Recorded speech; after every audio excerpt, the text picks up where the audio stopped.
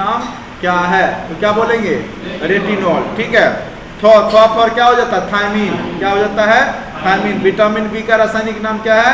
Thymine. Vitamin B में कई प्रकार के हैं, B6 है, B12 है, B9 है, इस तरीका से है। ठीक है। लेकिन आपको सीधे सिंपल सा पूछ देता है रासायनिक नाम। विटामिन सी को क्या बोलते हैं? एक पर एस्कर्बिक नहीं, उसके बाद एस्कर्बिक एसिड, उसके बाद जो है डी फॉर क्या होता है? कैल्सीफेरॉल नहीं, कैल्सीफेरॉल। उसके बाद टोकोफेरॉल, उसके बाद फिलोक्विनोन। तो ये आप याद रखिएगा। रत एक ट्रॉफी याद रखिएगा। विटामिन ए कैरोटीन के रूप में भी जाना जाता है। और स्टीनबॉक, ठीक है, 1919 में 1919 ईस्वी में विटामिन ए की खोज की थी और कैरियर ने विटामिन ए की संरचना ज्ञात किया था। चलिए ये सब पूछता नहीं है, ये पूछेगा कि यह विटामिन किसके लिए उत्तरदायी है? तो आंखों की रोशनी के लिए यह उत्तरदायी है। ठीक है। विटामिन ए किसके लिए उत्तरदायी है? आंखों की रोशनी के लिए। अगर आपका आंखों की रोशनी जा रही है तो इसका मतलब आपके शरीर में विटामिन ए की कमी हो रही है। इसका सोर्स है पीली एवं हरीदार पत्तीदार सब्जियां, पालक, गाजर।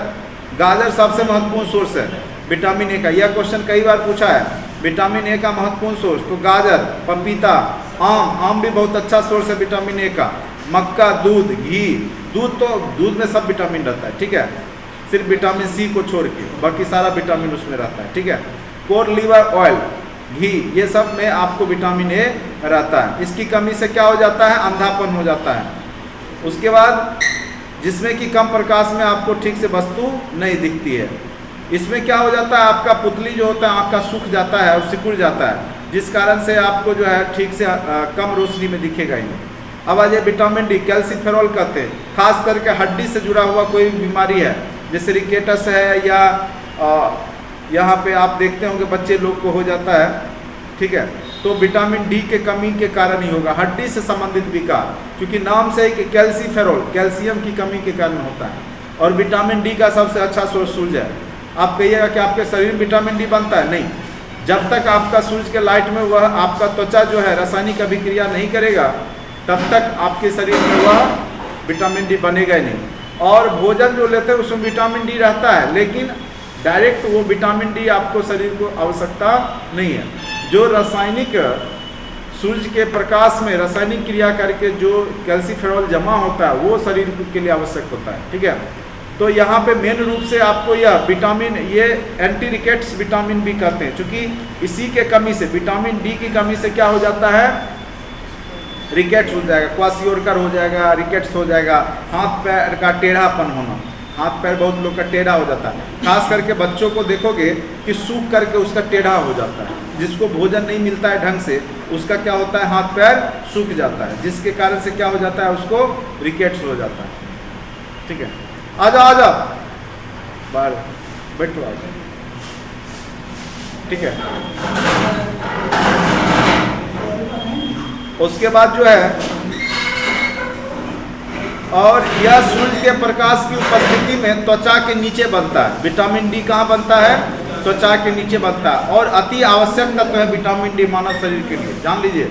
बहुत सारा बीमारी का ये जड़ है। विटामिन डी की कमी से आपको बहुत सारा बीमारी हो सकता है। खास करके बहुत लोग को देखते होंगे कमर में पेन रहना, या आपका हाथ पैर में दर्द रहना, ठीक है, दांत मसूड़ा का झरना, या इस टाइप का जो बीमारी होता है ना, खास करके विटामिन डी की कमी से ही होता है। और धीरे धीरे ये कमी होगा शरीर में।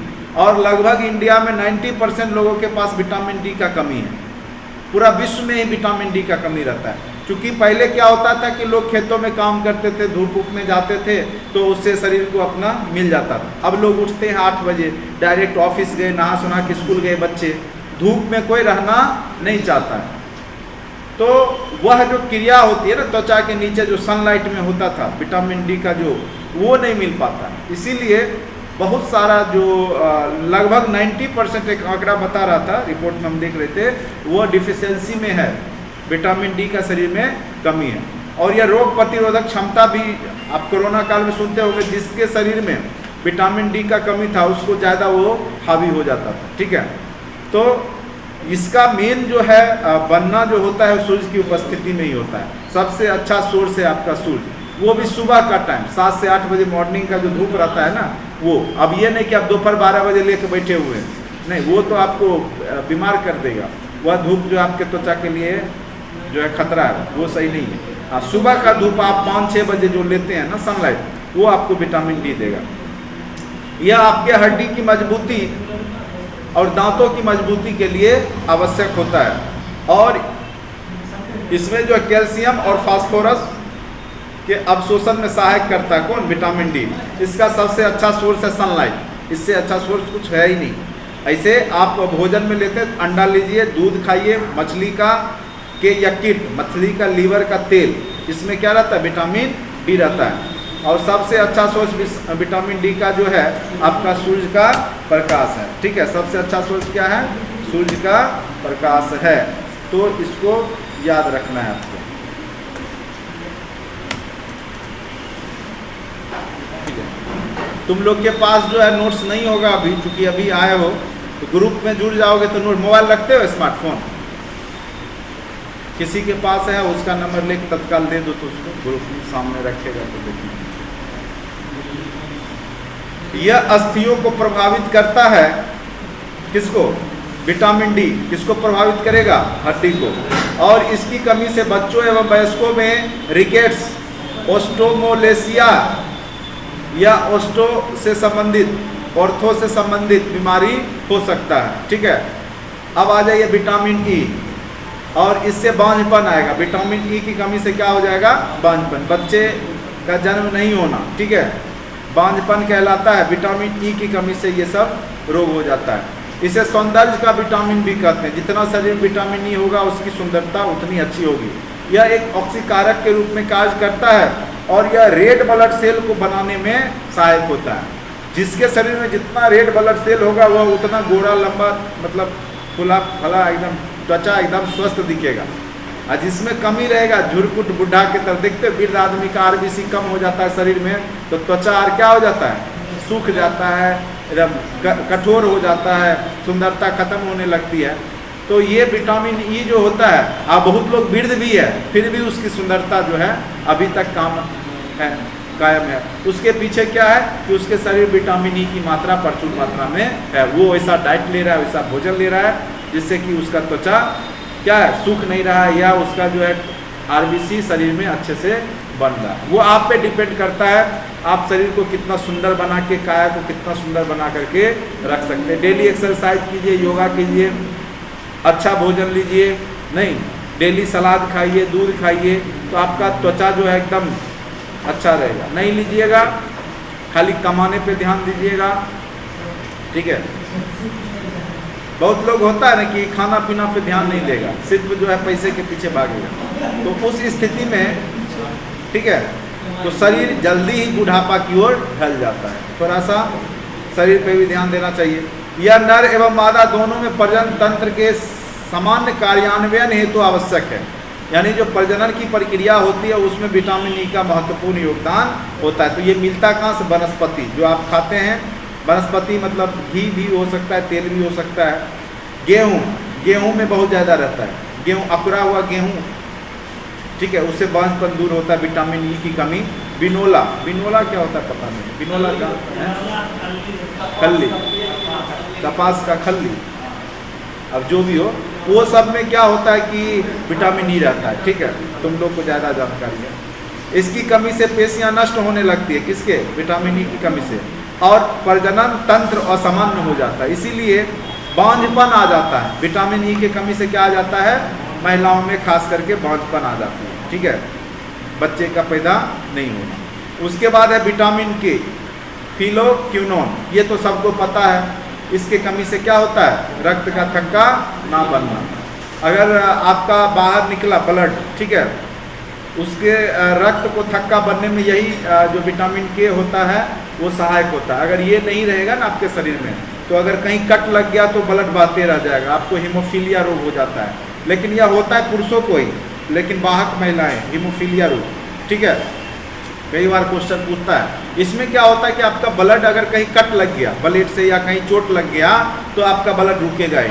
और ऐसे बच्चे 18 साल पार नहीं कर पाते, या टीन एज में ही उनकी मृत्यु हो जाती है। हीमोफीलिया जिनको हो जाता है। तो ये सामान्य बीमारी नहीं है, ये करोड़ों में पूरे भारत में मुश्किल से इतनी आबादी है तो 200-400 आदमी के पास यह बीमारी होगा या 500 होगा, बहुत रेयर केस है। महारानी, ब्रिटेन की महारानी के पास यह बीमारी था, ठीक है, वहीं से आया है यह बीमारी हीमोफीलिया, ठीक है। अभी तो एलिजाबेथ द्वितीय गई है, ये कब की थी? बहुत पुरानी थी। अंग्रेज है, अंग्रेज जब भारत पे शासन कर रहा था, गुलाम भारत को भी देखी, आज़ाद भारत को भी देखी, बस लिखे हुए था, बस एक चीज़ नहीं देख पाई, बीपीएससी का 67 का एग्जाम एक से एक कॉमेडी बनाता है। 67 का एग्जाम सिर्फ नहीं देख पाई, बाकी वो सब कुछ देखी थी, ठीक है, वो भी देख के मरती बेचारी। तो मरना तो तय है, लेकिन बहुत लंबा जी नहीं, उतना फैसिलिटी भी तो उसको महारानी की तरह, मतलब वृद्ध भी थी लेकिन फैसिलिटी देख रहा था नहीं।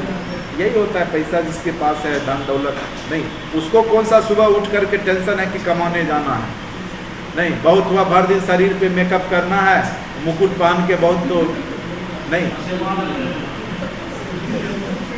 कुछ लोग किस्मत के धनी होते हैं, नहीं, कुछ लोग बेचारे भर जिंदगी खटते रह जाते हैं लेकिन उनको ठीक से भोजन भी नसीब नहीं होता है, क्या करोगे? सब अपनी अपनी किस्मत लेके बच्चा जन्म लेता है, ठीक है,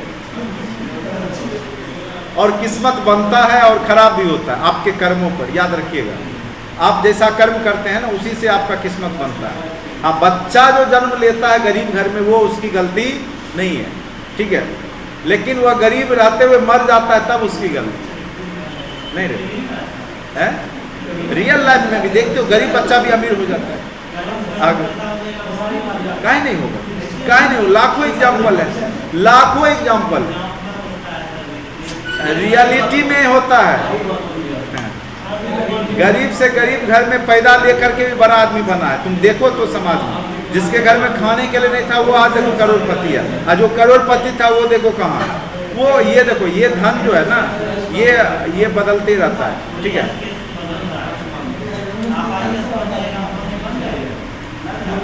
क्यों नहीं बनेगा? मेहनत करने वाला देखता है, रिक्शा चालक का बेटा, कूली आदमी जब आईएएस बन सकता है, देखता है, दिखाता है, कूली था, वाईफाई यूज करके बन गया,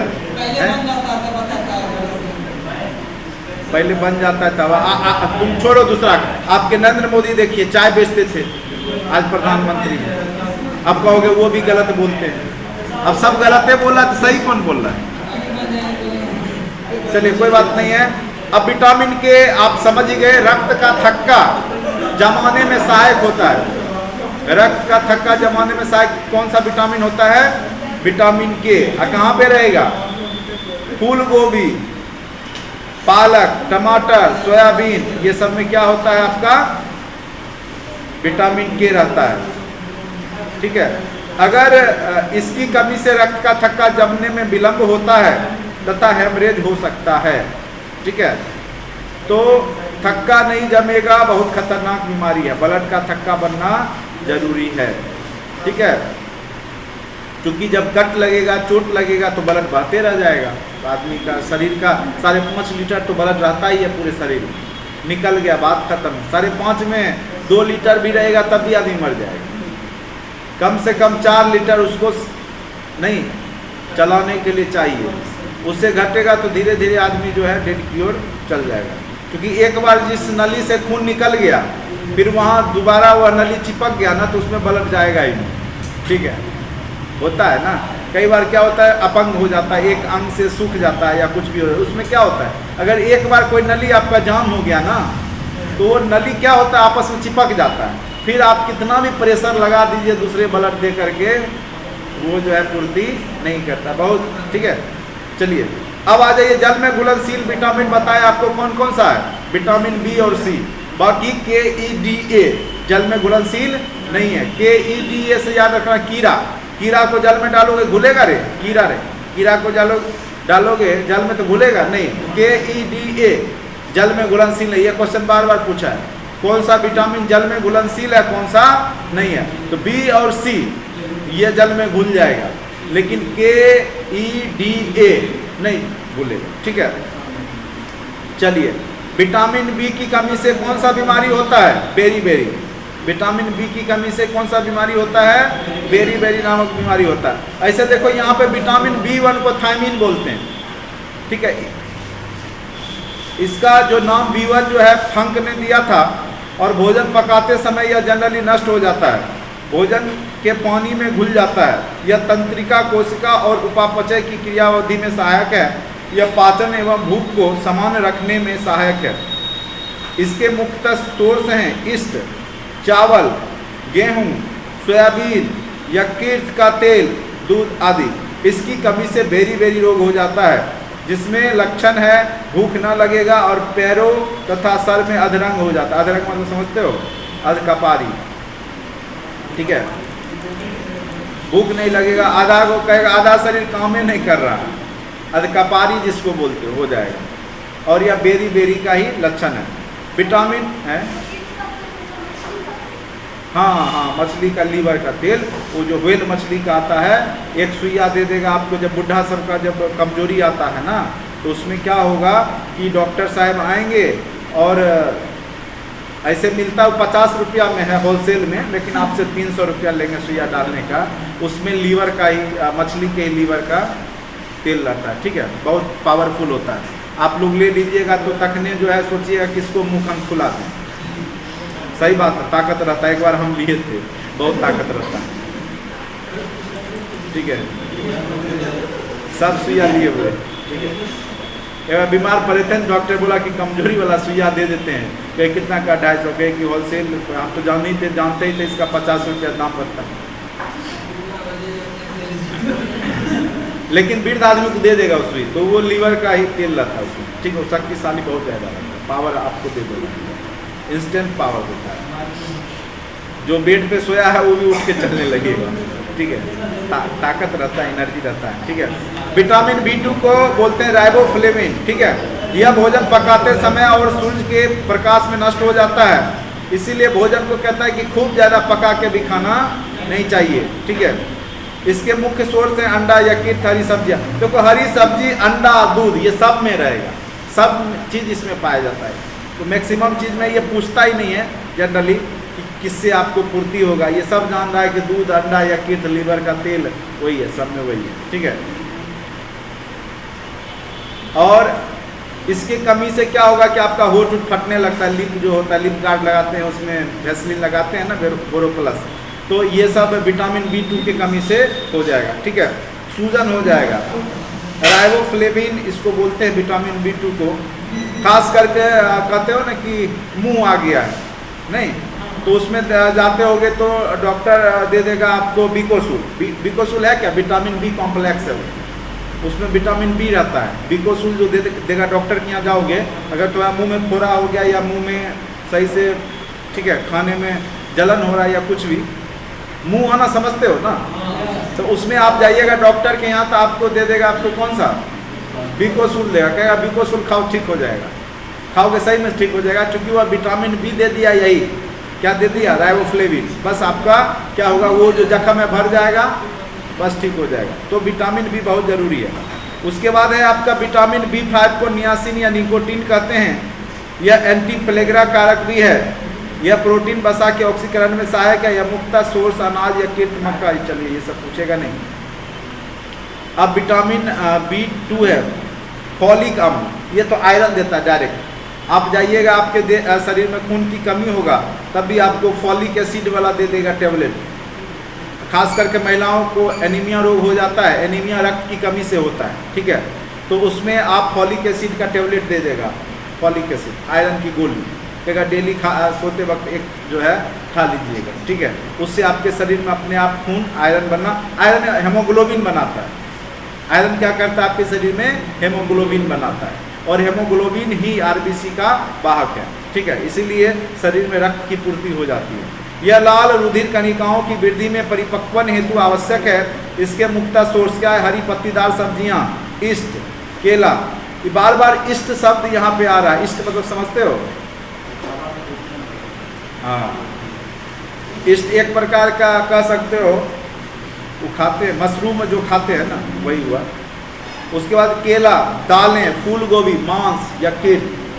यकृत आदमी का नहीं, मछलियर का, नहीं, मुर्गा का खाना है।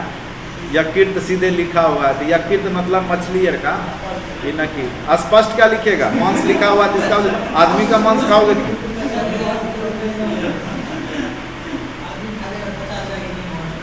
मैक्रोसाइटिक बीमारी हो जाता है, रक्त अल्पता जिसको बोलते हैं एनीमिया, ठीक है। विटामिन B2 फोलिक अम्ल से हो जाता है। अब आ जाइए एमीन, साइनोकोबाल एमीन B12, इसमें भी जो है RBC का ही जो है तंत्रिका तंत्र कार्य में सहायता करता है ये, और इसका भी सोर्स वही है। यह भी अल्पता से पर्नीशियस एनीमिया हो जाता है। एनीमिया भी कई प्रकार के हैं। चलिए अब आइए विटामिन C, एस्कॉर्बिक अम्ल। सबसे पहले विटामिन की खोज सबसे पहले हुई थी, किस विटामिन का, विटामिन C। सबसे अच्छा सोर्स कौन सा है, विटामिन C का सबसे अच्छा सोर्स, सबसे अच्छा विटामिन C कहाँ पे मिलता है सबसे ज़्यादा, आंवला में। इसीलिए जितना च्यवनप्राश से लेकर के जितना भी दवाई आयुर्वेद का बनेगा उसमें आप देखिएगा आंवला कंपोनेंट जरूर रहता है। उसके पीछे हाँ रामदेव बाबा वाला जितना दवाई है सब में देखो आंवला जरूर रहता है। आंवला बहुत ही गुणकारी औषधि है, ठीक है, और उसमें चूंकि बहुत ज़्यादा मात्रा में विटामिन C रहता है। यह दांत और मसूड़े एवं जोड़ों हेतु आवश्यक है और पित्ताशय में पथरी को बनने को रोकता है। और ये आपके पित्ताशय में पित्त की थैला में जो पथरी बनता है ना उसको बनने नहीं देता, उसको गला देता है ये विटामिन C। और यह ताप में नष्ट हो जाता है। विटामिन C का खोज याद नहीं है, क्या नाम है, अच्छा बाद में इसको देख लेते हैं नेट से, ठीक है। अब यह संक्रमण के प्रति हमारे शरीर को क्या करता है, शक्ति प्रदान करता है।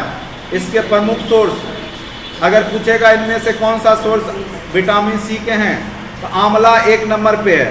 जितना भी रसदार खट्टे फल हैं जैसे नींबू है, संतरा है, ये सब में आपको विटामिन C रहता है। अमरूद में भी रहता है विटामिन C, टमाटर में भी रहता है। तो मेन रूप से इसका सोर्स आंवला, याद रखिए, ये पूछा हुआ क्वेश्चन इसीलिए बोलो, ठीक है। जब भी पूछेगा विटामिन C का अच्छा सोर्स तो आंवला ही होगा आंसर में, ऑप्शन में देख लीजिएगा। विटामिन A का सबसे अच्छा सोर्स गाजर जरूर होगा, ठीक है। आयरन का अच्छा सोर्स तो पालक जरूर होगा, ठीक है।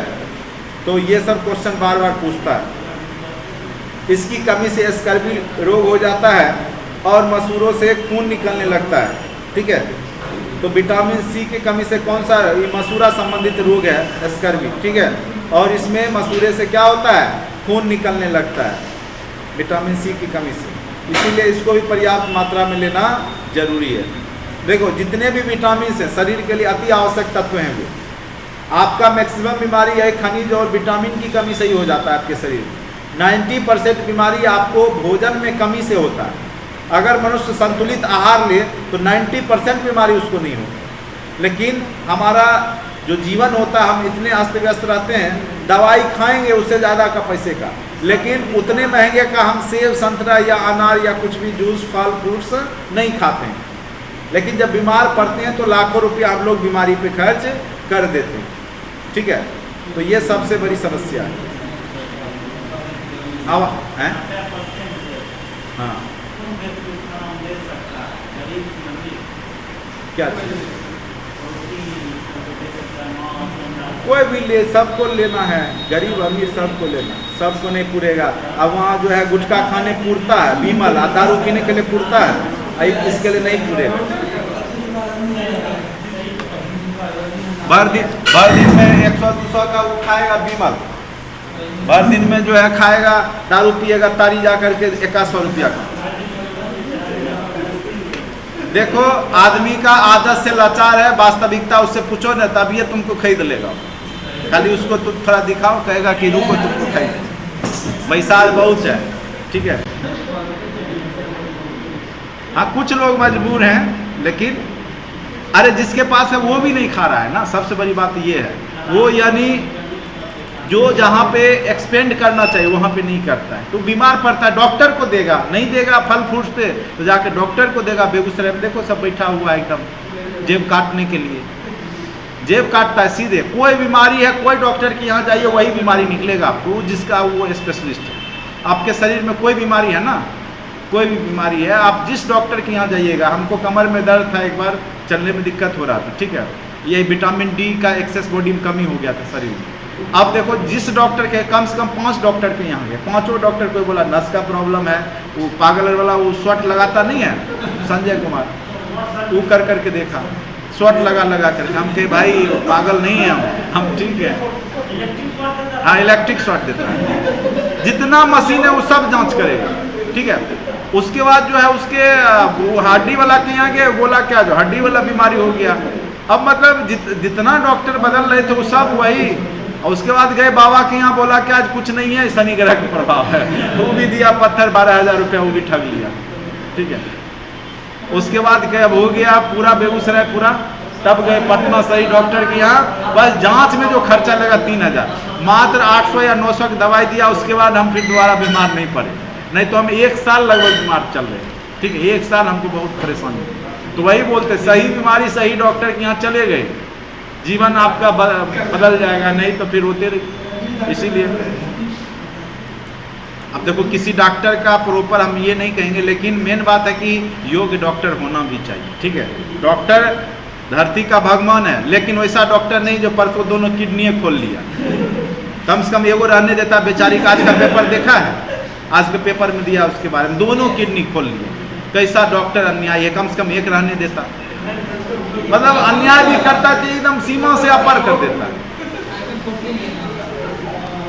अब देखो गोली भी चलाया, वो 11 को मार दिया, 2-4 आकाशिया फायरिंग करते भाग जाता, कोई नहीं खोजता, आज उसको खोजता, अब पकड़ाएगा वो, नाम भी आज पेपर में आ गया, नहीं नाम भी है। चलिए आ जाइए, जल पे आते हैं। यहाँ पे कोई म्यूट कर लीजिए, यहाँ का आवाज आ रहा है, म्यूट कर लीजिए। जल का भी जरूरत है, ठीक है। शरीर का 65% भाग क्या है आपका? जल है। यह क्वेश्चन बीपीएससी पूछा था, कितना प्रतिशत पार्ट आपका जल है शरीर में? 65% पार्ट जले है। नहीं खदकाएगा तो खाली जले निकलेगा एक तरह, क्या रे, शरीर को। उसके बाद यह पसीने और वाष्पन द्वारा शरीर का ताप नियंत्रित करता है। जो आपका टेम्परेचर जो होता है, गर्मी ठंडा, ये सब आपका किसके द्वारा नियंत्रित होता है? पसीने के माध्यम से। जो आपका छिद्र है हर एक त्वचा में, उससे जब पसीना निकलता है तो वही आपके गर्मी को कंट्रोल करता है आपके शरीर में। यह पाचन, परिवहन एवं उत्सर्जन में सहायक है जल, ठीक है। अगर आप जल नहीं लीजिएगा तो आपका पाचन सही से नहीं होगा, ब्लड संचार नहीं होगा, उत्सर्जन नहीं होगा, यानी मलत्याग, ठीक है। इसके द्वारा मुख्य सोर्स है उपापचयी जल, तरल भोजन एवं पीने का जल। आप जो भोजन में लेते हैं उसमें भी जल रहता है, फ्रूट्स खाते हैं उसमें भी जल रहता है, पानी पीते हैं उसमें भी जल रहता है, ठीक है।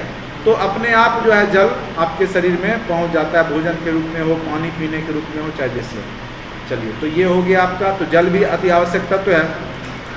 अब पौधों के पोषक तत्व, पौधों के लिए भी बहुत सारे पोषक तत्व की आवश्यकता होती है। पोषक तत्व 2 प्रकार के होते हैं, एक बृहद पोषक तत्व, एक सूक्ष्म।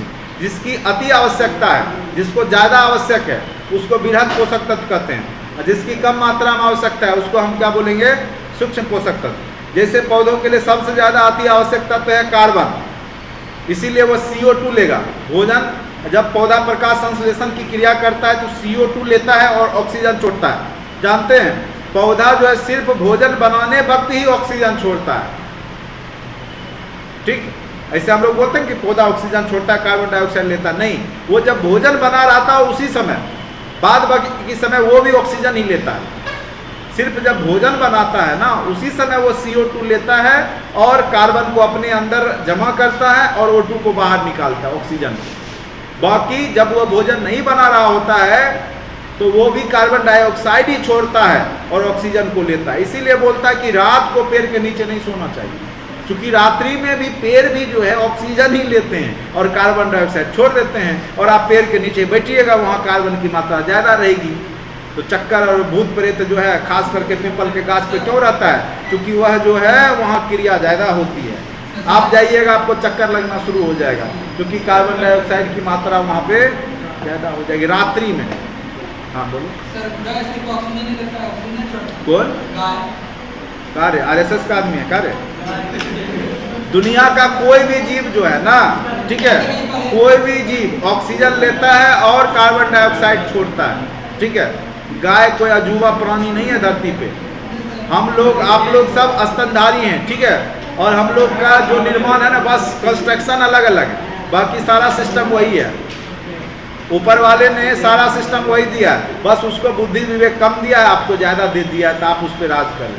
बाकी आप भी जीव है, वो भी जीव है, सभी जीव दुनिया का, सभी जीव, सिर्फ गाय ही नहीं, ठीक है। ऑक्सीजन लेते हैं और ऑक्सीजन गैस के कारण ही आप जिंदा है, जान लीजिए। ऑक्सीजन अगर वायुमंडल से गया, आप भी गए। ऑक्सीजन ही आपका जो है शरीर में हेमोग्लोबिन पहुंचाता है। आप जो सांस लेते हैं ना, कोरोना टाइम पे क्या होता था, सांस नली में ऑक्सीजन जाना बंद, बात खत्म। आपका जो है सेल्स डेड होना शुरू, सेल्स डेड होगा तो आप डेड हो जाइए, सब एक दूसरे से जुड़ा हुआ है ना।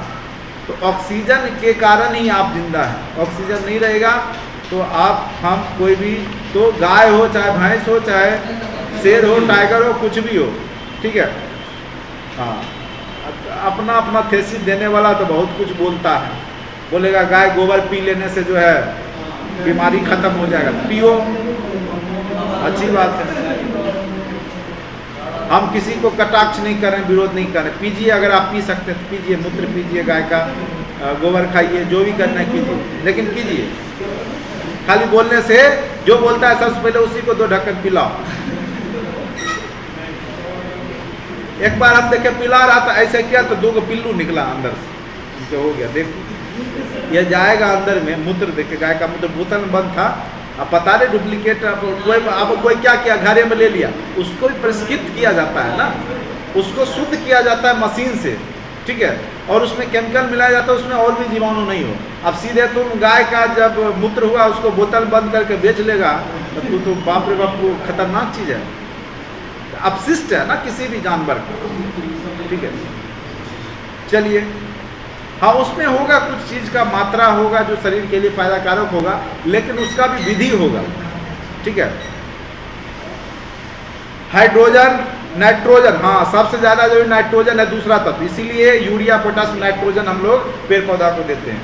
और जो बहुत सारा पेड़ पौधा क्या होता है ना, कि जीव जंतु जो कीड़ा मकोड़ा, एक पौधा होता है, उसके देखोगे बना रहता है कटोरा टाइप, कलश टाइप का, अंदर में गया कोई भी कीड़ा मकोड़ा, ढकनी बंद, अंदर में जो है वो मर जाता है, उसके बाद उसका जो है वो रस ले लेता है और उससे वो नाइट्रोजन की पूर्ति करता है। उस पौधा क्या नाम है,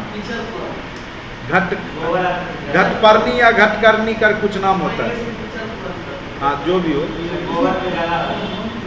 अब जो भी हो, तुम लोग सेंट पॉल का है तो तुम लोगों को पता हो, उसको घटपर्णी या कुछ पौधा बोलते हैं, घ से ही नाम है, हमको नाम नहीं है पूरा क्लियर। तो वो नाइट्रोजन पूर्ति करता है, इसीलिए आपका यूरिया, पोटाश, नाइट्रोजन देते हैं ना खेत में, नाइट्रोजन जरूरी होता है।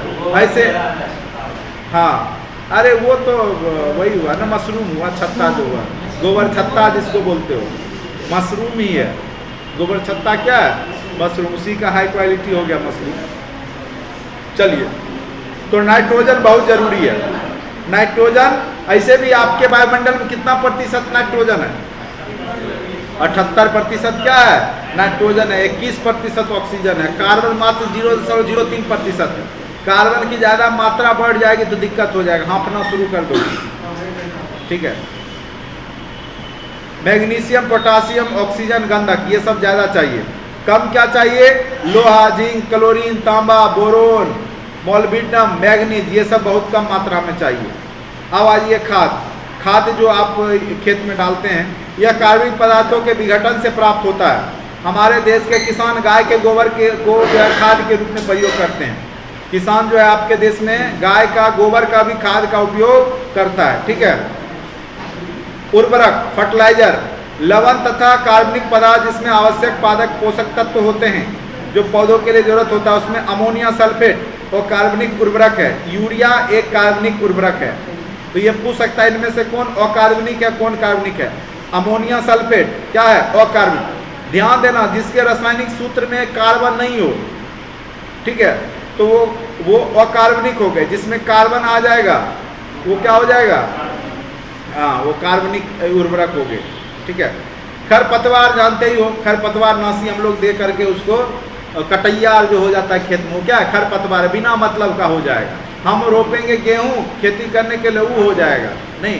वो क्या करता है कि जो मेन फसल है उसको हानि पहुंचा देता है, उसी को जंगली पौधे जो फसल के साथ या खाली स्थानों पर उगते हैं, अब बहुत वृद्धि करेगा, बिना खादे का बढ़ेगा ही नहीं, तो इसको खरपतवार बोलते हैं। गेहूं एवं धान के खेत में पाए जाने वाले सामान्य खरपतवार क्रमशः मंडूसी, फिलेरिस माइनर और चौलाई एमरेंथस है।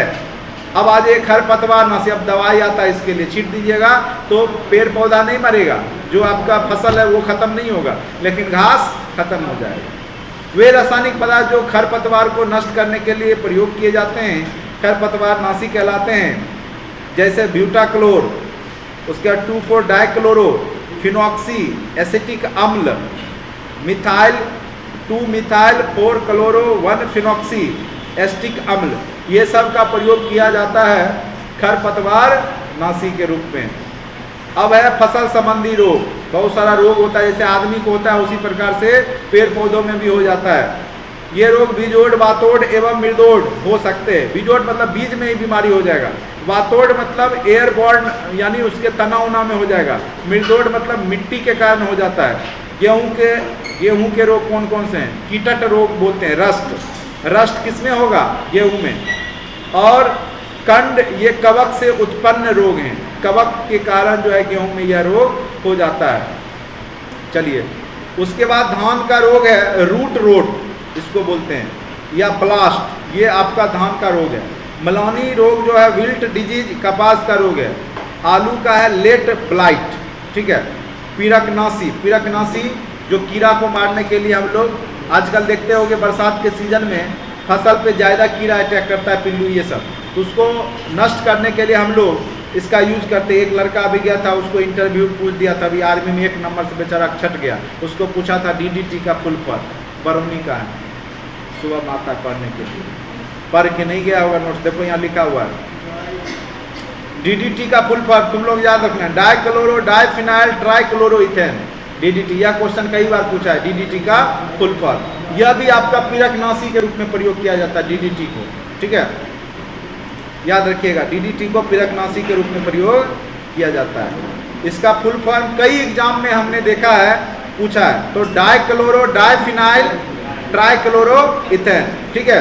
और इसको स्प्रे के माध्यम से छींटा जाता है, और इसमें बेंजामिन हेक्साक्लोराइड रहते हैं, जो कि जो छोटे छोटे जीव होते हैं उसको मार देता है, ठीक है, तो आपका फसल बच जाता है। अब है हाइब्रिडाइजेशन, संकरण। उस दिन भी जेनेटिक्स पढ़ा रहे थे, उसमें हम बता रहे थे क्या हो रहा है कि आज के डेट में आप देखिएगा कि आपका फसल जो होता है वो अच्छा पैदावार देता है। या आपका जैसे खीरा है आपका, तो आप देखिएगा खीरा जो बहुत बड़ा बड़ा होने लगा, पहले छोटा छोटा खीरा होता था।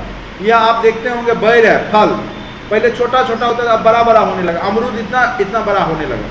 वास्तव में क्या हो गया, उसमें जेनेटिकली उसको मॉडिफाइड कर दिया गया है।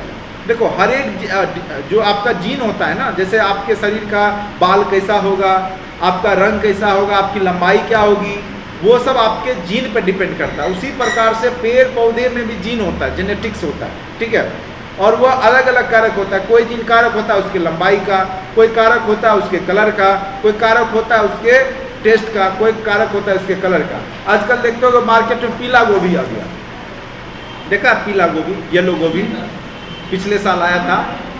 लोग सबको बहुत लगा क्या जी इसमें कुछ ज़्यादा ही अच्छा चीज़, अब महंगा बिक रहा था। सामान्य गोभी 20 रुपये तो 50 रुपये बिक रहा था। लाल मूली देखा है, लाल मूली, लाल कलर का मूली। ललका भिंडी देखा है मार्केट में? नहीं देखा है। ये सारा जेनेटिकली मॉडिफाइड है।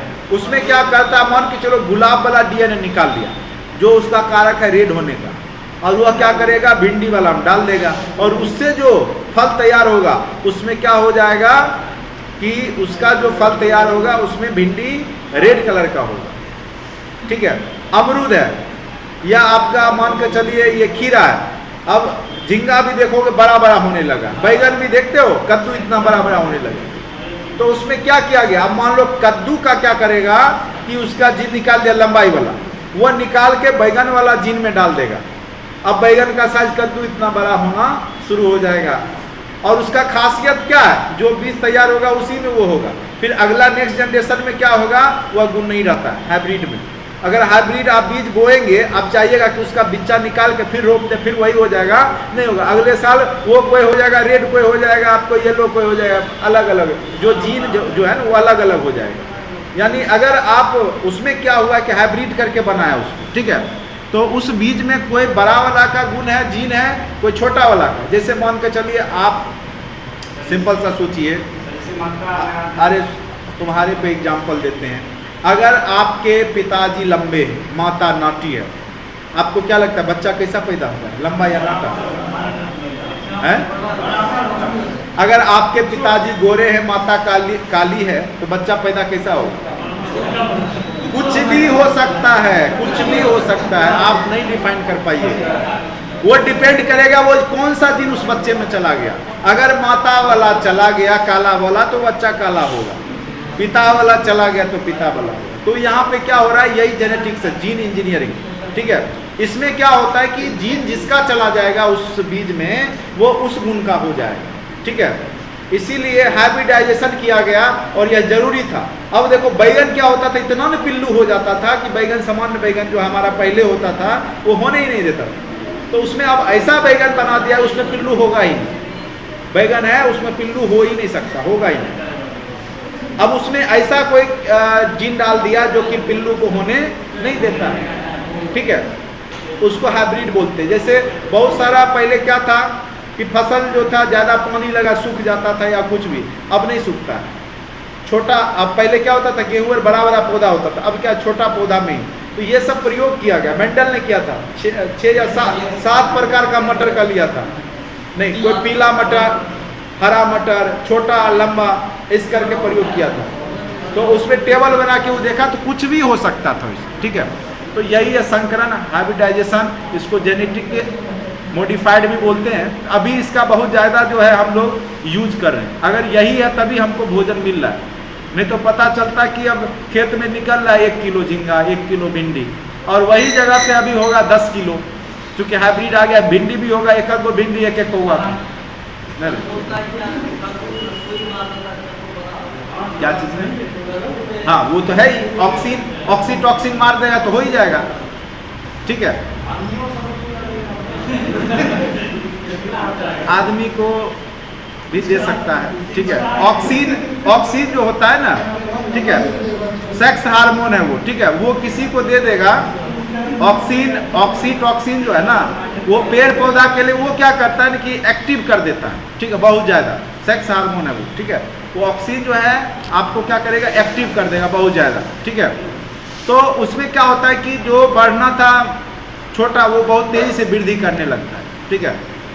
तो ये सब का प्रयोग किया जाता है, अभी किया जाता है। आप मार्केट मैक्सिमम जो कद्दू देखते हैं उतना बड़ा बड़ा जो रहता है उसमें किया जाता है प्रयोग। वो जो कद्दू की खेती करता है उसको पता है, वो लाता है सुई खरीद के, डालता है, वही करता है। ये सब मत करो। 2 विभिन्न प्रकार के आनुवांशिक लक्षणों वाले जीवों को जनन की दृष्टि से संयोग करके नई संतानों को प्राप्त करने के ढंग को क्या कहते हैं, हाइब्रिड करते हैं। संकर नस्ल नहीं कहता, ये संकर नस्ल का नहीं, 2 का मिलन करके यानी संकर बना दिया जाता है, ठीक है। यह संकरण के फलस्वरूप बनी संतान को संकर या हाइब्रिड कहते हैं। ये अधिकांश उच्च उत्पादक होती है, उत्पादकता क्या होगी, उच्च होगी। लरमा, सरवती, सोनारा, कल्याणा, सोना, रोजा, पूसा, रोजा 64, लरमा, हीरा, मोती, सोनारा 64, सोनालिका, अर्जुन, ये सब गेहूं की संकर प्रजाति हैं। देखते हो 200-250 रुपये किलो मिलता है गेहूं मार्केट में से, कितना 30 रुपये, 20 रुपये, 22 रुपये। और जब आप बीज खरीदने जाते हो तो 200 रुपये, 250 रुपये मिलता है। क्यों? क्योंकि वही हाइब्रिड किया हुआ रहता है बीज, इसीलिए वो इतना महंगा मिलता है। जया, पद्मा, पूसा 205, ठीक है। IRA, T14, 141, ये सब धान की क्या है, संकर नस्ल है।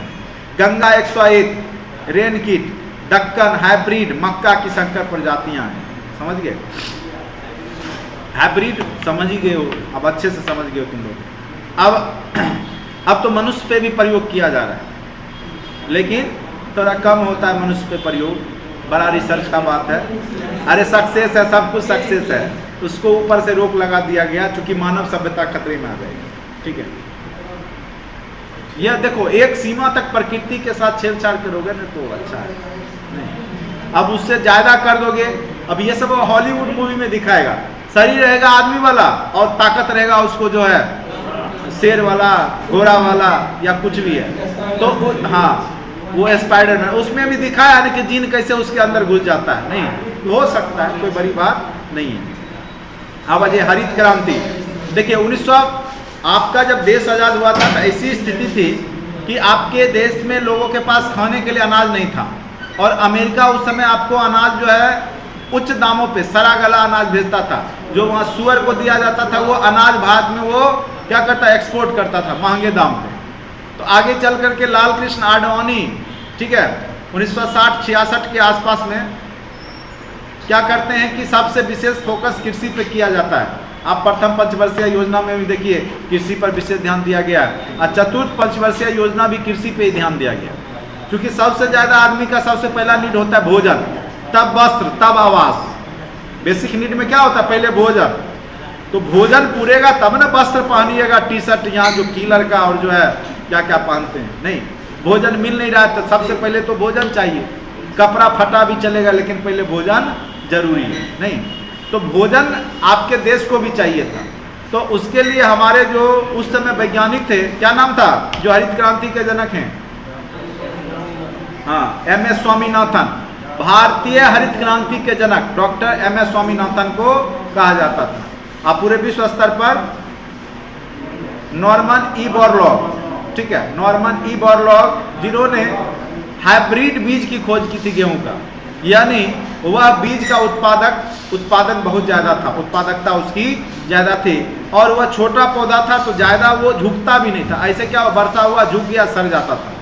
तो उससे जब हाइब्रिड बना तो ज़्यादा होने लगा। उसके बाद हरित क्रांति में हमने क्या किया, खाद का भी ज़्यादा प्रयोग करने लगा, यूरिया पोटास ये सब खेत में ज़्यादा देने लगे हम लोग। उसके बाद जो है सिंचाई सुविधा भी उत्तम हो गई, जिस कारण से बहुत ज़्यादा जो है आपका क्या हुआ, फसल में वृद्धि हुई। उसी को हम लोग बोलते हैं हरित क्रांति। और यह हुआ था कब, 1966 के आसपास। कब हुआ था, 1966। भारत में इसके जनक कौन है, MS स्वामीनाथन। यह क्वेश्चन कई बार पूछा है, भारत में हरित क्रांति के जनक कौन है, MS स्वामीनाथन। और पूरे विश्व स्तर पे कौन है, नॉर्मन ई बोरलॉग। देखिए यहाँ पे लिखा हुआ होगा, अनाज वाली फसलों मुख्यतः गेहूं के उत्पादन में संकर प्रजाति जो हाइब्रिड नस्ल है, उर्वरक एवं नई कृषि तकनीक के उपयोग के फलस्वरूप बहुत तीव्र वृद्धि हुई। 1950-60 के मध्य खाद्य उत्पादन में हुई वृद्धि हरित क्रांति के नाम से जाना जाता है। MS स्वामीनाथन को भारतीय हरित क्रांति का जनक और NE बोरलॉग या नॉर्मन ई बोरलॉग को विश्व हरित क्रांति का जनक कहा जाता है। अब यहाँ पे कोई दिक्कत भी है, चलिए अब आ जाइए पशु प्रजनन, एनिमल हस्बेंड्री। कृषि विज्ञान की वह शाखा जिसके अंतर्गत पालतू जानवरों के भोजन, आवास और प्रजनन का अध्ययन किया जाता है, वह पशु प्रजनन कहलाती है। कृत्रिम गर्भधारण क्या होता है, पशुओं को अब कृत्रिम तरीका से, आर्टिफिशियल तरीका से गर्भधारण करवाया जाता है। यह प्रक्रिया में विशेष लक्षण वाले जंतु के वीर्य को संग्रहित करके उपयुक्त यंत्रों द्वारा मादा के जनन पाट में पहुंचाया जाता है। कृत्रिम गर्भधारण का उद्देश्य अच्छी प्रजाति के जंतु उत्पन्न करना है, जैसे हाइब्रिड नस्ल का जो कि ज़्यादा दूध दे, जर्सी ये सब नहीं। जंतुओं की उन्नत प्रजाति निम्न है, जैसे गाय का नाम है किरण, स्विस, सुनंदनी, जर्सी। जर्सी गाय दूध खूब देती है, नहीं जर्सी कम देता है। साहिवाल, सिंधी, भूरी, स्विस साहिवाल, फ्रिसोन साहिवाल, ये सब जो है आपके गाय के उच्चतम नस्ल हैं। अरे छोड़ो ना, छूट गया, बहुत ही छूटा हुआ इसमें। भैंस का नस्ल मुर्रा भैंस का अच्छा नस्ल है। उसके बाद सुरती, जाफराबादी, नीली, नागपुरी, ये सब भैंस का क्या है, हाँ उत्तम नस्ल है, दूध ज़्यादा देगी। अब तो ऐसा बना दिया गया है ना कि जैसे उसमें जो है मेल फीमेल भी होता है, वो जब दोगे तो उसमें फीमेल ही होगी। जैसे पहले क्या होता था कि गाय में क्या होता था कि बाछा या बछड़ी जो भी हो, वो दोनों में किसी का होने का संभावना रहता था, लेकिन अब उसमें भी मॉडिफाई कर दिया, जब भी होगा तो बछड़ी नहीं है? सक्सेस नहीं है, लेकिन सुने कि वो आ गया, मतलब वो भी कर लेता है। जो गाय भैंस पालते हो उसको पता होगा, तुम लोग जुड़े हो। बकरी का जो है कश्मीरी, गद्दी, बंगाल, ये सब बकरी का नस्ल है। भेड़, गद्दी, लोही, बीकानेरी, गुरेज, नीलोरी, ये सब भेड़ का नस्ल। सुअर का बड़ा सफेद, यॉर्कशायर, माध्यम सफेद, यॉर्कशायर इत्यादि। देसी मुर्गी, एसिल, बसरा, चीता, गंग, गेगस, कोचिन। चलिए, ये सब अब बीमारी है। पॉक्स रोग भेड़ और बकरी को होगा, विषाणु से होता है, फेफड़ा प्रभावित हो जाएगा। क्षय रोग पशु पक्षी को होगा, जीवाणु से पीलिया प्रभावित होता है। भेड़ बकरी में रिंड पेस्ट होता है, एंथ्रेक्स होता है भेड़ बकरी में। मुंह पका या पैर पका रोग हो जाता है सुअर में, विषाणु से होता है। डायमेटाइस बकरी भेड़ में विषाणु के कारण होता है, त्वचा संबंधी रोग, ये सब पूछता नहीं। अब आज सबसे महत्वपूर्ण टॉपिक है रुधिर, बहुत ही महत्वपूर्ण टॉपिक है आपका रुधिर। यहाँ से निश्चित रूप से आपको क्वेश्चन पूछेगा। देखो, ब्लड सेल, इसी के बारे में आरबीसी जो पढ़ते हैं। रुधिर क्या है? रक्त को हम लोग रुधिर बोलते हैं, ब्लड, क्योंकि मानव शरीर का सबसे बड़ा संयोजी उत्तक के रूप में यह जाना जाता है, और यह अपारदर्शी चिपचिपा पदार्थ है। ब्लड अगर आप निकालेंगे तो उसका विस्कोसिटी होता है 4.7, हल्का सा चिपचिपा रहता है ब्लड, ठीक है। मनुष्य का रुधिर जल में 5 गुना ज्यादा चिपचिपा, जल से 5 गुना ज्यादा चिपचिपा होता है। उसके बाद रुधिर हल्का क्षारीय प्रकृति का होता है। आपका ब्लड क्या होता है? अम्लीय है कि क्षारीय है? यानी 7 से ज्यादा वैल्यू हो गया तो क्षारीय, 7 से कम हो गया तो अम्लीय, और 7 के बराबर हो गया तो उदासीन। पानी क्या है? उदासीन है। 7 के बराबर उसका क्या है? पीएच फैक्टर है। पीएच फैक्टर कितना है पानी का? 7 के आसपास। ब्लड का कितना है? 7.4। यह क्वेश्चन कई बार पूछा है कि ब्लड का पीएच मान कितना होता है, तो पीएच मान कितना होता है ब्लड का? 7.4 अप्रॉक्स, ठीक है। ऑक्सीकृत रुधिर चमकीला लाल होगा, जो जिसमें ऑक्सीजन है। वो मरल का खून होता है, घाव और जब हो जाएगा निकलेगा मरा हुआ खून, उसको बोलते हैं। पीला दिखेगा या काला दिखेगा, उसको हम, वो ऑक्सीकृत नहीं होता है। जब डॉक्टर उसको जब साफ करेगा, जब रेड ब्लड आ गया तो बुझ जाएगा कि अब यहाँ से मामला ठीक है। इसके पहले गंदगी वो निकाल लेता है, यानी ऑक्सीकृत ब्लड रेड होगा। और जो है गंदा ब्लड क्या होगा आपका? अनऑक्सीकृत गुलाबी रंग का हो सकता है, काला हो सकता है, कुछ भी हो सकता है, ठीक है। वो डिपेंड करता है कि कितना गहरा और कितना जो दिन से आपका ब्लड वहाँ सरा हुआ है, ठीक है। रुधिर संपूर्ण शरीर का लगभग 6 से 10% बनता है। जितना केजी आपका शरीर का वजन है, उसका 10% आपके शरीर में जनरली ब्लड होता है। जैसे आपका 55 केजी वजन है तो 5.5 लीटर आपके शरीर में लगभग। आपका वो खूब मोटा है तो खूब ब्लड होगा, ऐसी बात नहीं है, तो वहाँ पे 6% भी हो जाएगा पूरे वजन का, क्योंकि मांस जिसके शरीर में ज़्यादा बढ़ गया। लेकिन जनरली 10% ही आपके शरीर में ब्लड रहता है, जो स्वस्थ शरीर है। बाकी खाली जो है चर्बी बढ़ा ली हो शुगर की तरह, फिर अलग बात। एक वयस्क मनुष्य में लगभग 5.5 लीटर रुधिर, 5.8 लीटर रुधिर पाया जाता है। वही है 5.5 से 6 लीटर के बीच में ही आपका ब्लड रहेगा। ऊंचे स्थान पर रहने वाले लोगों में नीचे स्थान में रहने वाले लोगों की तुलना में अधिक रुधिर पाया जाता है। जो पहाड़ पे रहेगा ना, पर्वत पे, हिमालय के चोटी, जैसे जम्मू कश्मीर में जाइएगा तो वहाँ ऊपर पे जाइएगा तो आदमी लाल लाल दिखेगा, उसके शरीर में ज़्यादा हेमोग्लोबिन और रक्त रहता है, क्योंकि उसको वहाँ पे ऑक्सीजन की मात्रा कम मिलती है। तो उसको पूर्ति करने के लिए वो, आप असम चले जाइए या पहाड़ी एरिया चले, नेपाल चले जाइए, तो वहाँ पे आप देखिएगा कि लोगों का कलर पीला दिखेगा, या आपका जो है उसके शरीर में ब्लड ज़्यादा रहता है। वो ऑक्सीजन की पूर्ति करने के लिए, चूँकि ऊपर जाने पे ऑक्सीजन क्या हो जाता है? कम हो जाता है।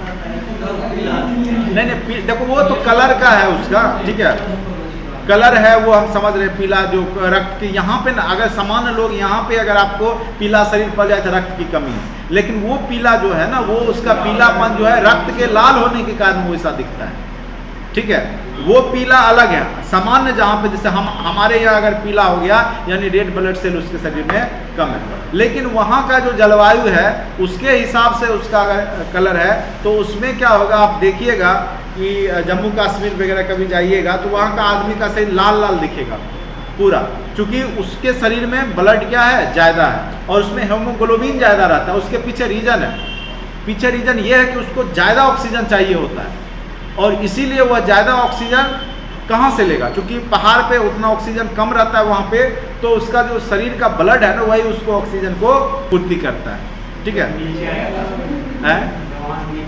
नीचे वहाँ जो जहाँ है वहीं रहेगा ना, उसके हिसाब से शरीर उसका ढल जाता है।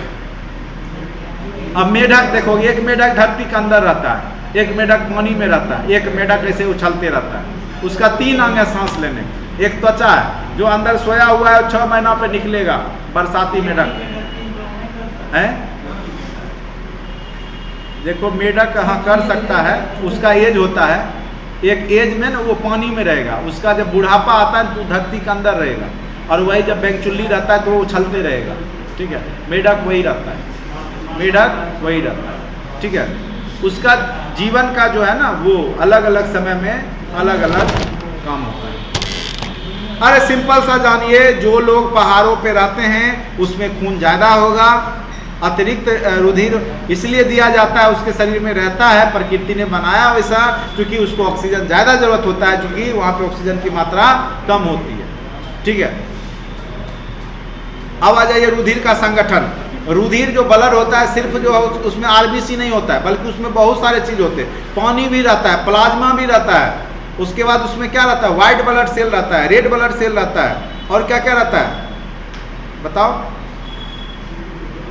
और क्या क्या रहता है, प्लेटलेट्स रहता है। तो प्लाज्मा जो कण को छोड़ करके जो शेष पार्ट है वो प्लाज्मा कहलाता है। यहाँ चित्र में देख पा रहे होगे, तुम ध्यान से देखो, सबसे बड़ा साइज का जो ब्लड सेल है वो कौन सा है, पीला जो दिख रहा है, व्हाइट ब्लड सेल है, दिख रहा है? अरे दिख रहा है कि नहीं तुम लोग? अरे बुर्बक, उसमें देखो ना जो नोट्स है उसमें देखो, देखो एक कोरोना की तरह दिख रहा है ब्लू कलर का, वो प्लेटलेट्स है, दिख रहा है? एक कोरोना की तरह दिख रहा है, प्लेटलेट्स है वो। व्हाइट वाला जो पीला जो टाइप का दिख रहा है वो व्हाइट ब्लड सेल है, और ललका दिख रहा है वो रेड ब्लड सेल है।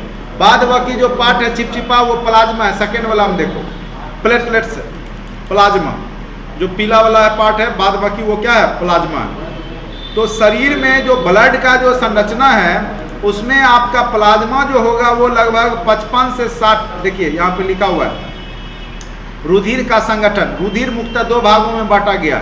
सबसे पहला प्लाज्मा, यह पीले रंग का निर्जीव द्रव है, यह हल्का क्षारीय और चिपचिपा होता है। यह रुधिर के संपूर्ण आयतन का लगभग 55 से 60%। अगर 1 लीटर है उसमें जो है 600 ml क्या होगा, प्लाज्मा ही होगा। बाद बाकी व्हाइट ब्लड सेल और रेड ब्लड सेल होगा। ठीक है, 60% क्या होगा उसमें, प्लाज्मा होगा।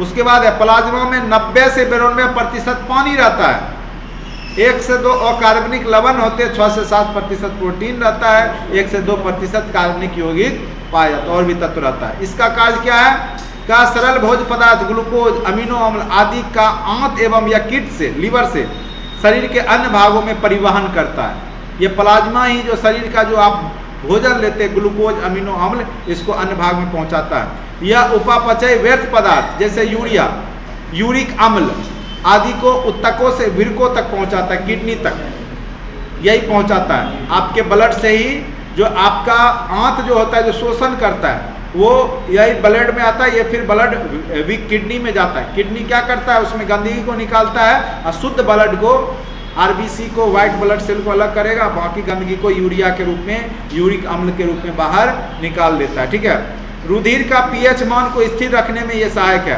प्लाज्मा में उपस्थित रुधिर प्रोटीन और फाइब्रोनोजन जख्म अथवा क्षति पहुंचाने पर रुधिर का थक्का जमाने में मदद करता है। बहुत इंपॉर्टेंट है, वो प्लाज्मा का ही पार्ट है, फाइब्रोनिजोन। ठीक है, ये करता है, क्या करता है कि रक्त को थक्का बना देता है। तो प्लाज्मा समझ गए होंगे। अब आ जाइए दूसरा पार्ट। ठीक है, रुधिर कणिकाएं, यह 2 प्रकार के होती है, एक होता है 3 प्रकार का। एक हो गया आपका आरबीसी, रेड ब्लड सेल, दूसरा हो गया व्हाइट ब्लड सेल, और तीसरा हो गया प्लेटलेट्स। डेंगू और चिकनगुनिया होगा तो उसमें प्लेटलेट्स घट जाता है, तो उसको बोलेगा पपीता वाला जो है पत्ता पीस के पिलाइए, प्लेटलेट्स बढ़ता है। जो भी है, बकरी का दूध में भी प्लेटलेट्स होता है, सही बात। उसके बाद ये कोशिकाएं प्लाज्मा में पाई जाती है। ये रुधिर प्लाज्मा का 40 से 45%, यानी 60% तो प्लाज्मा हो गया, बाकी 40 से 45% में क्या रहेगा, रुधिर कणिकाएं होंगी। रुधिर कणिकाएं का प्रतिशत हेमेटोक्रिट मूल्य अथवा इसी को बोलते हो नहीं, जब आप जांच कराने जाते हो तो उसमें रहता है ना कि हेमोग्लोबिन कितना है, ठीक है। तो यही हो गया, एच करके लिखा रहता है ना उसका, हेमोग्लोबिन इतना, HC या HB करके लिखा रहता है, HB रहता है ना, तो वही चीज़ लिखा हुआ है। हेमेटोक्रिट कितना है, हेमेटोक्रिट वैल्यू, वही HC जो होता है ना, हेमेटोक्रिट वैल्यू है, वो आपका सामान्य जो पुरुष वर्ग हैं उनका 13.5 से 14 के आसपास होना चाहिए हेमोग्लोबिन। महिला है 11.5 12.5 भी ठीक चलेगा, ठीक है। महिला को ना 11.5 12.5, पुरुष को है 12.5 से 13.5 या 14 तक रहना चाहिए, महिला को 11.5 है, हाँ 14 तक मैक्सिमम। ज़्यादा भी हो गया तो खराबी है, ज़्यादा हो गया तो ब्लड कैंसर होने की संभावना है। मनुष्य में सामान्य हेमेटोक्रिट मूल्य अथवा पैक्ड सेल वॉल्यूम 40 से 50% होता है। अब देखिए ये 3 प्रकार के होते हैं, red blood cell, white blood cell, रुधिर प्लेटलेट्स। ललका वाला देख लीजिए सबसे पहले, हेमोग्लोबिन के कारण ही यह लाल दिखता है। किसके कारण से? रक्त का रंग लाल होना किस कारण से होता है? हेमोग्लोबिन के कारण होता है, ठीक है। अब देखिए ये स्तनधारियों के अलावा सभी कशेरुकियों में अंडाकार, द्वितल एवं केंद्रकीय होता है। स्तनियों में ऊंट एवं लामा को छोड़कर, लामा भेड़ को कहते हैं, सभी की आरबीसी गोलाकार, द्वितल और केंद्र विहीन होती है। बस इसी में क्या होता है? केंद्रक होता है। किसमें? ऊंट, लामा। इसीलिए यह विषम परिस्थिति में भी ऊंट जिंदा रह जाता है, उतना गर्मी भी बर्दाश्त कर लेता है, क्योंकि उसमें क्या होता है कि केंद्रक रहता है, ठीक है। बाकी हमारे आप में रेड ब्लड सेल में केंद्रक, न्यूक्लियस नहीं रहता है, ठीक है। आरबीसी की संख्या डब्ल्यूबीसी से बहुत ज़्यादा अधिक होती है। महिलाओं में आरबीसी की संख्या पुरुषों की संख्या से कम होती है, इसीलिए महिला को ज़्यादा भूत प्रेत पकड़ेगा। काहे कि ब्लड रहेगा नहीं शरीर में, तो उसको तरह तरह का आभास दिखेगा, चक्कर आएगा तब भी लगेगा कोई मचोड़ रहा है, नहीं कोई घेटी मचोड़ दिया। वास्तविकता क्या होता है कि उसका नस जो है फंक्शन करना सही से नहीं कर रहा, तो उसको लगता है कि शरीर जो है, हाँ कोई पकड़ रहा है हमको, कोई दबा रहा है, कोई मारेगा। हाँ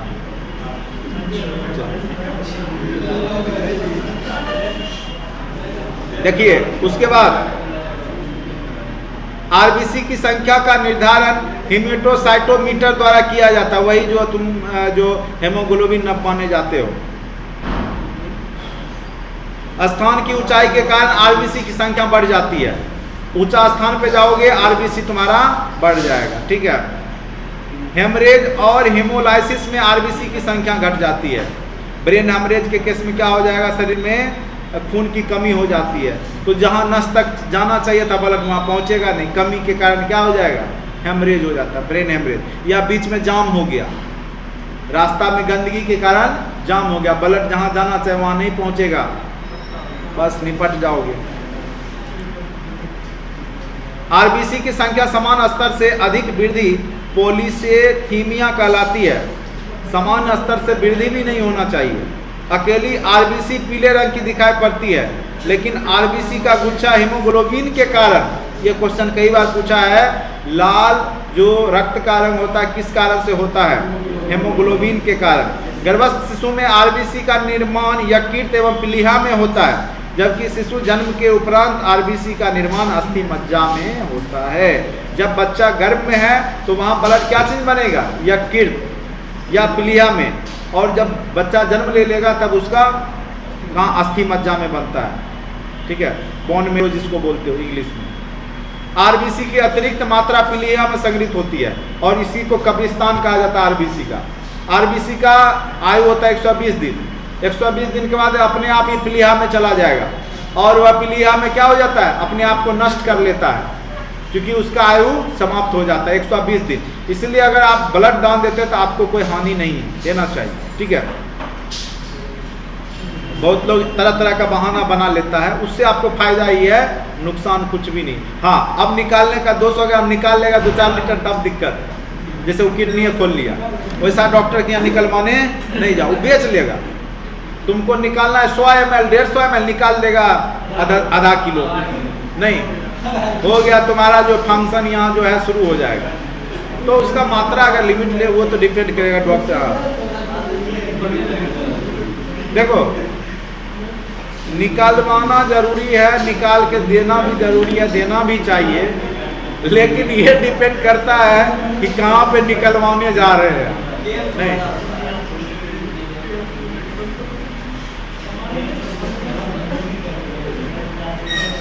ऐसे जो निकालता है वो आपको 100-150 ml ज़्यादा नहीं, कुछ हो जाएगा तो उसके भी रिस्क है।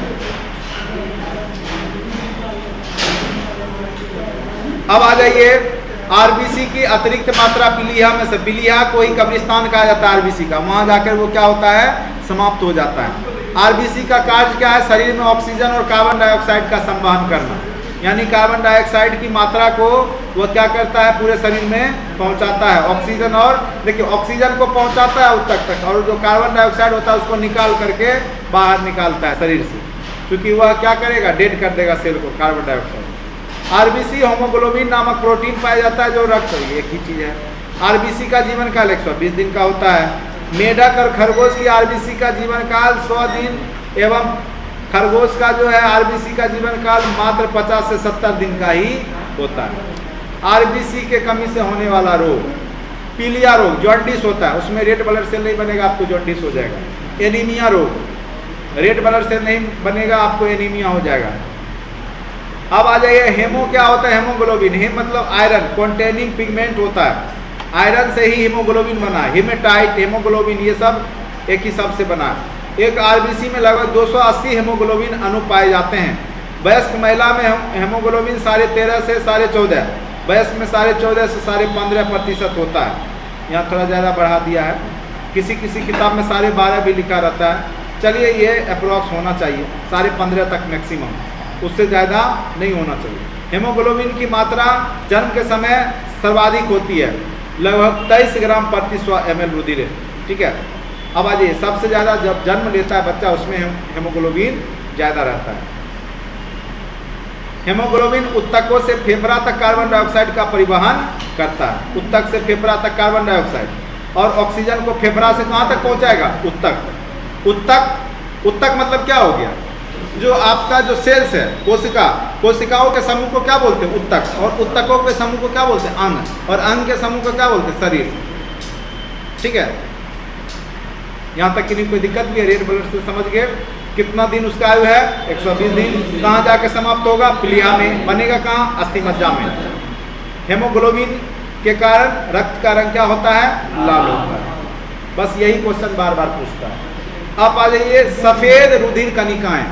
सफेद जो आप कभी पढ़े होंगे, ये इसका काम क्या है कि रोगाणुरोधी है, ये रोग से लड़ने की क्षमता आपके शरीर में देता है। आपका घाव हो गया तो घाव को भरने देगा, ये भरने का काम कौन करेगा, व्हाइट ब्लड सेल्स। इसीलिए यह शरीर में ज़्यादा होना जरूरी है, मतलब ज़्यादा क्या, लिमिट मात्रा में होना आवश्यक है। ये इसका साइज भी आरबीसी से बड़ा होता है। अगर पूछेगा आरबीसी और डब्ल्यूबीसी में किसका साइज बड़ा है, तो डब्ल्यूबीसी का ये बड़ा साइज का होगा, वो छोटा साइज का होगा। आरबीसी रेड ब्लड सेल का साइज क्या होगा, सेल्स का छोटा होगा, और डब्ल्यूबीसी का बड़ा होता है।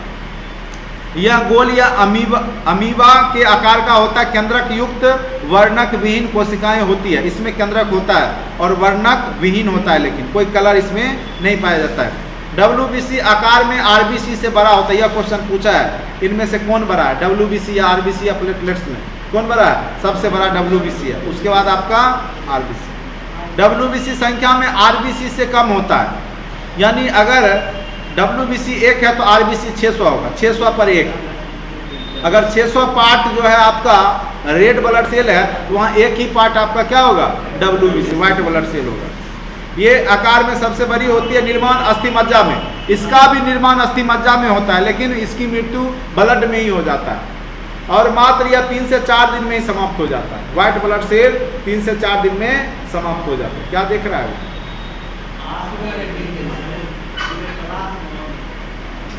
उसको बोले उधर चिपकाया करे, सामने में चिपका देता है, क्या करे अब।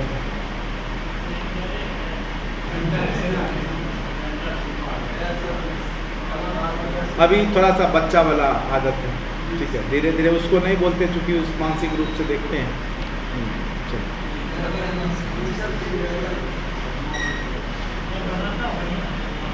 नहीं बनाता, अच्छा मेरा भी फोटो होना है। एक और बनाया था उससे।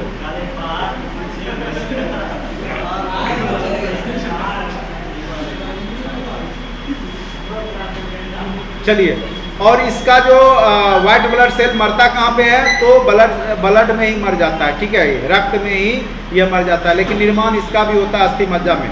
कार्य इसका क्या, प्रतिरोधक क्षमता बढ़ाता है, आपके शरीर में रोगाणुओं से रक्षा करता है। कौन? White blood cell. तो इसलिए इसको सिपाही कहा जाता है, ठीक है, व्हाइट ब्लड सेल को शरीर का सिपाही है ये।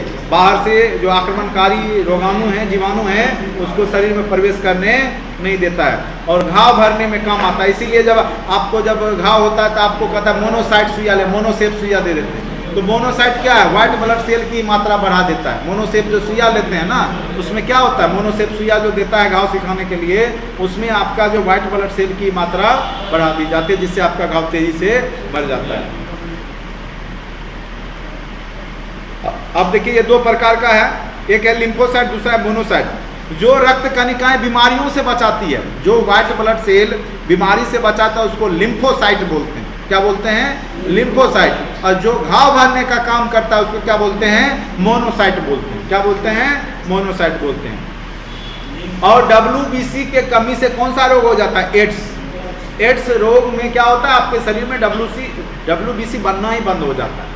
एड्स वास्तव में कुछ होता नहीं, उसमें क्या होता है कि WBC बनना बंद। जो बीमारी हो गया वो ठीक ही नहीं होगा, आप उसी से मर जाइए।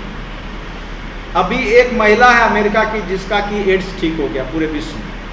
एक पहली महिला रोगी है जिसने एड्स को भी मात दे दी, मतलब एड्स अब उसके शरीर में नहीं है। तो धीरे धीरे दवाई मेडिसिन या कुछ भी हो जाए इलाज, अभी तक लाइलाज बीमारी एड्स।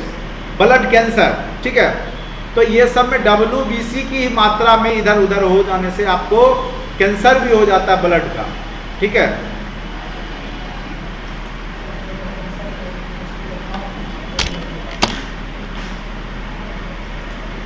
अब आ जाइए ल्यूकेमिया। ल्यूकेमिया रुधिर कैंसर में WBC की संख्या बढ़ जाती है, ये सब भी बीमारी है। जब WBC की संख्या बढ़ जाएगी तो ल्यूकेमिया, और जब घट जाएगी WBC का तो ल्यूकोपीनिया बोलेंगे। पेनी में चला गया मतलब घट गया। याद रखिएगा तरीका से, देखो ये कंफ्यूज कराएगा ल्यूकेमिया और ल्यूकोपीनिया। तो पेनी में चला गया, पेनी मतलब नीचे चल गया, तो ल्यूकोपीनिया। अब बाद बाकी जो दिखेगा ल्यूकेमिया क्या हो गया, ऊपर चला गया। जब WBC की मात्रा बढ़ जाएगी तो ल्यूकेमिया हो जाएगा बीमारी, और जब घट जाएगी तो ल्यूकोपीनिया हो जाएगा। यानी आपका व्हाइट ब्लड सेल गया पेनी में। पेनी में मतलब समझ रहे हो ना देहाती भाषा में, ठीक है। और इसका जीवन काल 3 से 4 दिन का होता है। अब आ जाए प्लेटलेट्स, और इसकी संख्या आपके शरीर में 4.5 लाख से कितना होना चाहिए, 6 लाख प्रति लीटर होना, प्रति लीटर यानी 6.5 लीटर है या 5 लीटर, 5.5 लीटर है तो गुना कर दीजिए, लगभग 25-30 लाख की संख्या में आपके शरीर में प्लेटलेट्स होनी चाहिए। यह शरीर में कट लग जाने पर रक्त बहाव को रोकता है। यह रंगहीन अंडाकार चक्रीय कोशिका द्रव्य भाग है। यह अकेंद्रीय केंद्रकीय होता है, उसमें केंद्रक नहीं होता है। रुधिर में प्लेटलेट्स की संख्या में कमी थ्रोम्बोसाइटोपिनिया कहलाती है। इसका जीवन काल लगभग 1 सप्ताह का होता है, प्लेटलेट्स का जीवन काल। और रेड ब्लड सेल का है 120 दिन, और व्हाइट ब्लड सेल का 3 से 4 दिन। चिकनगुनिया और डेंगू जैसे बीमारी में क्या होगा, प्लेटलेट्स की संख्या एकाएक एकदम से घट जाएगी। और डेंगू किसके कारण से होता है रे? अरे बुर्बक, मच्छर काटने से होता है। एडिज एजिप्टी मच्छर जब काट लेगा, ठीक है, और मादा एनोफिलीज काट लेगा तो मलेरिया हो जाएगा। और एडिज एजिप्टी मच्छर जब भी काटेगा दिन में काटेगा, और साफ सुथरा जगह पे काटेगा, साफ पानी में रहता है। ये कहाँ रहेगा? साफ पानी में बैठता है भर दिन, ठीक है। स्टैंडर्ड है, जिसको हो गया उसको दर्शन देव दर्शन करवा देगा। चलिए, मानव शरीर में खून में हेपेरिन की उपस्थिति के कारण खून नहीं जमता। अगर मान के चलो आपके शरीर के अंदर खून जम जाएगा तब क्या होगा? दिक्कत हो जाएगा, ब्लड रुक जाएगा। और जब आपका सांप कटता है उसमें क्या होता है, आपका ब्लड ही जम जाता है शरीर में, फ्लो बंद, आदमी मर जाता है। ठीक है, वास्तव में होता क्या, वहाँ पे रक्त अंदर में ही थक्का बनने लगता है, वो क्या करेगा, नस को जाम कर दिया, दर्द बढ़ना शुरू, जो कि ब्लड सर्कुलेशन बंद हुआ, शरीर में दर्द होना, बेहोश हो जाइए तुरंत। तो यहाँ पे हेपेरिन नामक जो तत्व होता है उसके कारण से आपका शरीर के अंदर में रक्त का थक्का नहीं बनता। ठीक है, बहुत टाइम हो गया, ठीक है, आज इतना ही रहने देते हैं। दूसरे दिन जो है आगे रुधिर का वर्ग देखो, ए ग्रुप का होता है, बी ग्रुप का होता है, ए बी ग्रुप का होता है, ओ ग्रुप का होता है। ओ ग्रुप सर्वदाता है और सर्वग्राही है ए बी है सर्वग्राही। ठीक है, ए बी क्या है, सर्वग्राही, सभी प्रकार का रक्त ले लेगी, लेकिन ओ क्या है, सबको दे सकता है लेकिन वह दूसरे का ले नहीं सकता है। ए क्या होगा, ए बी क्या होगा, ए का भी ले सकता है, बी का भी ले सकता है, ओ का भी ले लेता है। तो सर्वग्राही ए बी है और सर्वदाता ओ है। आगे नेक्स्ट क्लास में इसकी चर्चा होगी।